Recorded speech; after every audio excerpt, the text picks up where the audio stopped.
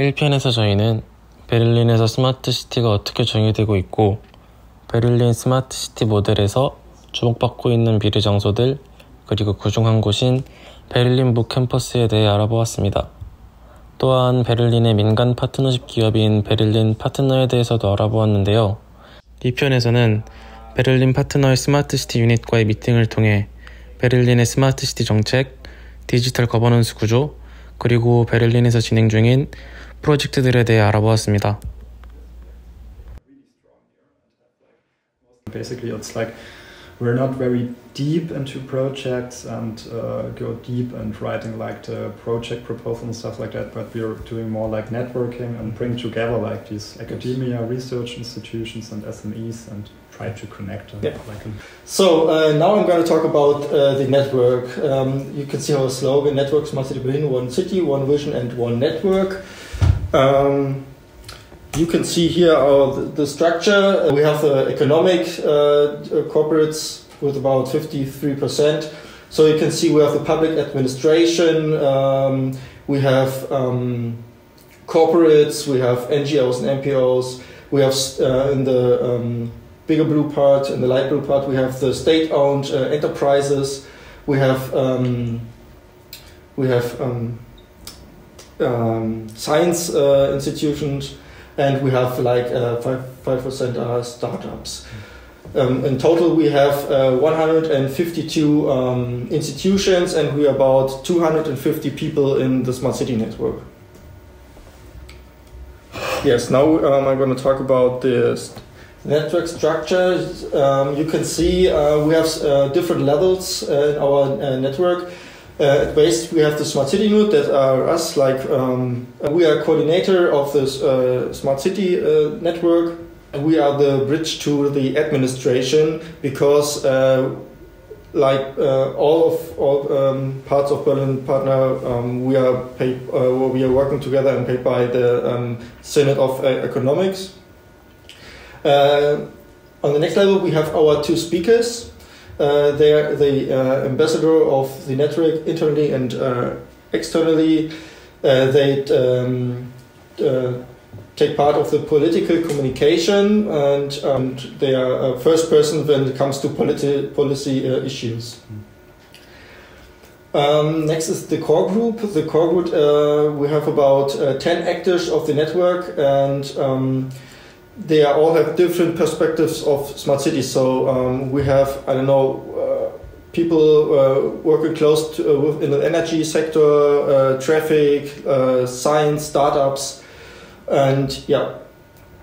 The core group is about to make decision if we're gonna take new members or not. So we have about 5 or 6 new members every year, and we are talk about if it's this member fits in our network or not.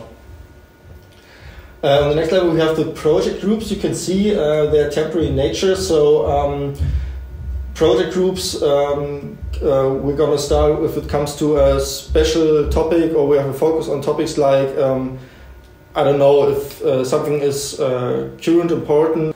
Right. And on the last level, we have all of our network members, so about 250 people. And the network works like we are the network because we want to finding innovation. So people can come to us and say, hey, I have a new idea for innovation. How can we start this like a project or something like this? And we are the people who we know people connecting each other, and we know people who have the skills for that, or people who have ideas or worked earlier with this idea. So we're bringing together people working on the new ideas. So we're looking for new trends, like you see, and Actually, this process also served to fuse 3 desperate strategies. Like there's been an old smart city strategy from 2014, there's been a digital strategy, also a strategy for administrative digitization, and they also been fused into one, and all of those are gemeinsam digital Berlin now. interesting about this is it also goes along with a new kind of governance. So there's like a GDB, short for Gemeinsam Digital Berlin team, which we are part of. So head of this team is like the Chief Digital Officer of the State of Berlin, the CDO, Martina Clement. But she's also she's like the head of this whole process. Then there's her staff office, so the people working for her to implement the strategy in Berlin. There's a cross-departmental team, so like the different Senate departments, like Senate Department for Economic Affairs, Senate Department for Urban Development, Senate Department for Mobility and Environment. As one of those, like they have one representative in-house now who's caring about to connect the strategy of Berlin to the house and the different projects, like in the Senate Department for Environment, for example. Because you have to know there are several separate senates, like Michael said before.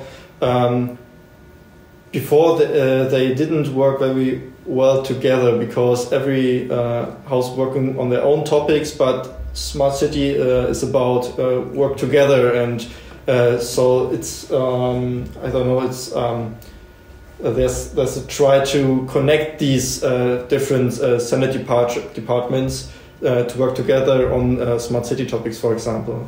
Yeah. And there's also like the City Lab. I think you visited them before, right? They're for collaboration with the civic society mostly, sometimes with academia, but that's their focus, and that's us, the Smart City unit, and we are for collaboration with businesses, startups, and academia, basically.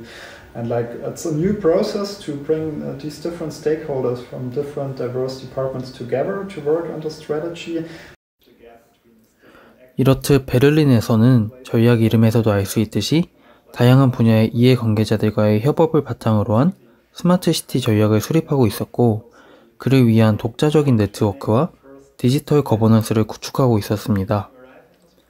또 이러한 전략 아래에서 진행 중인 프로젝트들에 대해서도 알 수 있었는데요. So now we're gonna take part in the Smart Cities Made in Germany, the model projects. With the model projects, Smart Cities, the federal government, together with the KfW banking group, bank for funding programs, has been promoting a strategic approach to the diverse opportunities and challenges that digitization poses for urban development since 2019. And the federal government is currently funding 73 cities model projects, which have been selected in 3 seasons since 2019. And the model projects are intended to show how the qualities of the European city can be translated in the age of digitization. So this is one pilot project which is called Smart Water, and it's trying to connect the different water digitization projects you have in Berlin. So there are different parts of it. It's about establishing like a planning tool for green and blue infrastructure in Berlin. It's about like heavy rain and flooding and crisis communication. It's about a tool for visualization of different data and crisis scenarios, and about the establishment of a data platform. And it's like one project where basically every actor in Berlin who has anything to do with water came together for that. So it's the Senate Department for the Environment, of course. There's like the Wasserbetriebe, so like the public water agency, which is coming into that. There's like a water research agency, and they all get together to try to establish these disparate. 저희는 이외에도 베를린의 디지털 환경에 관해 조금 더 구체적으로 여쭤보았습니다. 사실 한 달간 베를린에서 답사를 진행하면서 베를린의 공공 와이파이, CCTV, 디지털 서비스, 데이터 센서 등 도시 전반적으로 디지털 환경이 아직까지는 조금 열악하다는 점을 느꼈고, 시민들과 베를린 관계자분들 역시 이 점을 인지하고 있었습니다. 저희는 먼저 베를린에서 10여 년째 거주 중이시고 저희 학교의 공공학번 선배님이시기도 하신 하미 박사님과 인터뷰를 진행할 수 있었습니다. 독일은 그렇게 한국만큼 IT가 그런 인프라가 없어요. 그래서 대부분 독일 애들이 그러겠지만 뭐 뉴스 나오면은 이제 보고 그렇지. 예전에 뭐 한국 가서 보니까 뭐 이렇게 메시지 오고 하더라고. 뭐 응급 상황. 네, 근데 그런 거는 이제 좀 생겼어요, 요즘에. 그래서 여기도 오게 하는데 뭐 이런 식으로 미세먼지 경고 그거는 이제 뭐 개인적으로 온다기보다는 뉴스 봐야죠. 여기에 디지털 쪽은 CT 레벨에서는 한국이랑 비교가 안 될 거예요. 네, 제가 경험을 해본 적이 없어요, 이쪽. 네. 여기는 CCTV가 없어요. CCTV가 아마 보면 아시겠지만 CCTV가 많이 없어요. 왜냐하면 독일에서는 이게 참 문화가 다른 게 독일 같은 경우는 사생활 보호가 있어요. 되게 강해요. 그래서 한국은 정말 모든 곳에 CCTV가 있잖아요. 근데 여기서는 CCTV 그렇게 하면은 안 돼요. 그래서 아마 여기 저는 개인적으로 CCTV가 도급이 됐으면 좋겠는데 그 CCTV가 있는 곳이 흔하지 않아요. 정말. 그게 근데 이게 문화적으로 좀 차이를 느껴야 돼요. 한국 사람들은 뭐 이제 뭐 내가 사생활 침해 뭐 이렇게 생각 안 하는데 독일 사람들은 이거 사생활 침해야. 그래서 이거 만약에 CCTV 몰래 달거나 아니면 이렇게 하게 안 돼요.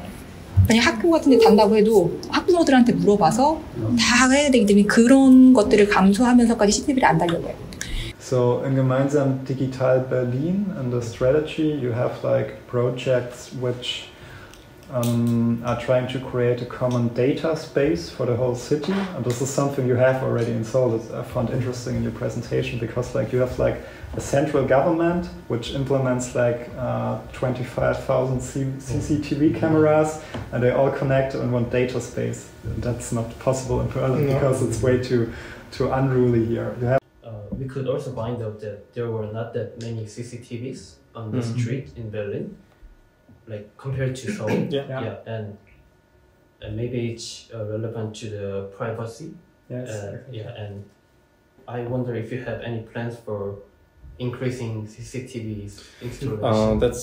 I think that's a simple answer. I don't think so because people in Berlin don't want it. They don't want CCTV cameras because of privacy issues, and that's why there aren't any plans to increase CCTV cameras.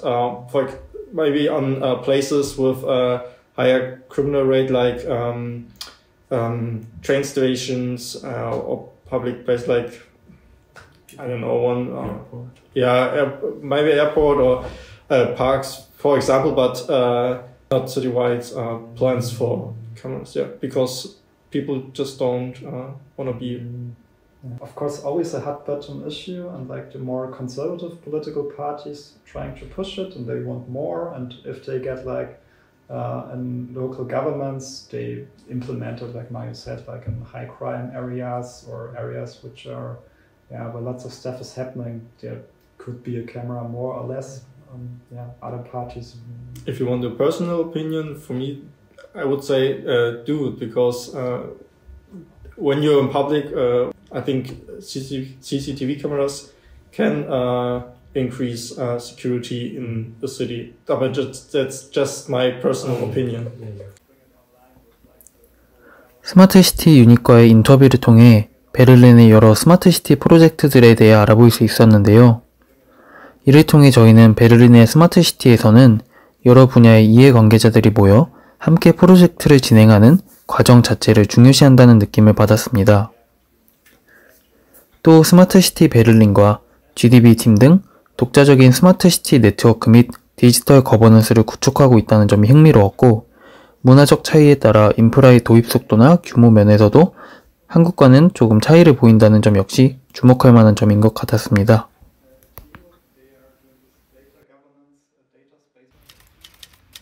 마지막으로 저희는 베를린 디지털 거버넌스인 GDB 팀에 소속되어 있기도 한 베를린 공립연구기관인 시티랩 베를린에 방문하였습니다. 시티랩에서는 디지털 워크샵, 디지털 행사 개최 등을 통해 시민사회 및 스마트시티 이해관계자들과의 소통 및 협업 업무를 담당하고 있었습니다.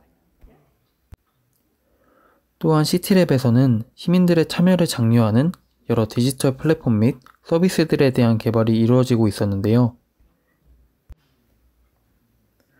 저희는 시민들에게 개방된 전시회를 통해 현재 개발 중인 혹은 개발된 여러 디지털 플랫폼 및 서비스들에 대해 확인할 수 있었습니다. Generally, CityLab is focusing on actually enabling partners to gather all sorts of data. So, for example, we offer prototyping workshops to work on sensors, to identify certain data points of interest like air quality, mobility, but also social aspects that you could depict in data. So it's not really about specific data sets, but rather an understanding of why data actually matters, also for decision making. So we work with public stakeholders in workshops and asking ourselves, what kind of open data do we already have? And there's a team within CityLab, it's called ODIS, Open Data Informationsstelle, who also knows about the technical and the jurisdictional aspects of actually opening data sets and helping to provide all sorts of data from the city government so that civic organizations or startups can actually come up with solutions. But we need data quality and data standards in the first place, and that's the relevance we're trying to explain. So it's about policy and also enabling stakeholders. And for us, also to answer your question, in our projects we have two focuses. One is environmental data, like for example the city trees in Berlin that we use for Giesting heats, water or irrigate your neighborhood, where we find data interesting like meteorological data, the age or different sorts of trees that we have in this project. And another project would be Free Move, for example, where Free Move about mobility data, where we're really interested in seeing mobility patterns and mobility data, but also the anonymization and the certain levels of and technical aspects of anonymization that we have, so that the city itself can gather and use data instead of buying data sets from private stakeholders, as it's currently the case. Inputs, for example, as I said before, the question about how to open up data or how to create a workshop or how to create an atmosphere that helps us understanding and learning the underlying process in the public sector when it comes to decision making, when it comes to public procurement. This is that's where we come to in terms with service design, saying that everything the public sector is doing should have the citizen in its center or in its focus. So that's where we try to connect those bridges. People need to interact, they need networks. Also, we need citizens in the center of what's happening in bureaucratic processes. 여기까지 베를린의 스마트 시티에 대해 알아보았습니다. 이렇듯 베를린은 시민과의 협업 매개체인 시티랩, 기업과의 협업 매개체인 베를린 파트너, 그리고 혁신을 창출하는 협업 공간인 미래 장소 등 협업을 기반으로 한 네트워크들을 스마트 시티 모델에서 가장 중요한 요소로 생각하고 있었습니다. 즉, 베를린에서의 스마트 시티는 다른 말로 협업형 도시 모델이라고도 말할 수 있을 것 같습니다. 서울시는 이미 기술적으로나 환경적으로나 디지털 분야에서 우수한 도시입니다.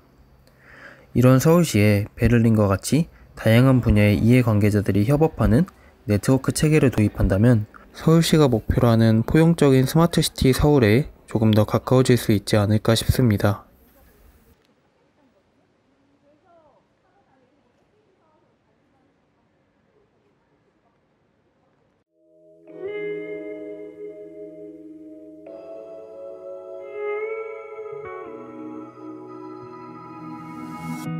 Terrible things started happening when you walked away.